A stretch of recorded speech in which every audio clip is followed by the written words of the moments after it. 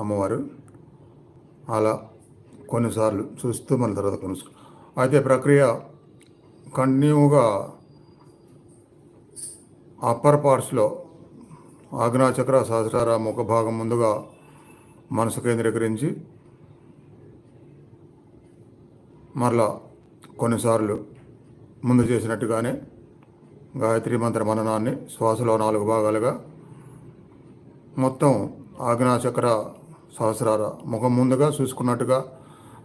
Chakras గురించి తెలియని వాళ్ళు మీ నుదిరి భాగం ముందు నుంచి అమ్మవారిని దర్శిస్తున్నాము అనే భావంతో గాయత్రి మంత్రం ఏకాగ్రత ఎనర్జీ బాగా వస్తున్న ప్రభావం కోసం శ్వాసల్లో అలా లోపలికి వెళ్తున్నప్పుడు ఓం భూర్భువ స్వాహ, బయటకు వస్తున్నప్పుడు తత్సవితుర్వరేణ్యం, మళ్ళీ లోపలికి వెళ్తుంటే భర్గో దేవస్య ధీమహి, మళ్ళీ బయటకు వస్తుంటే దివ్యేన ప్రచోదయాత్.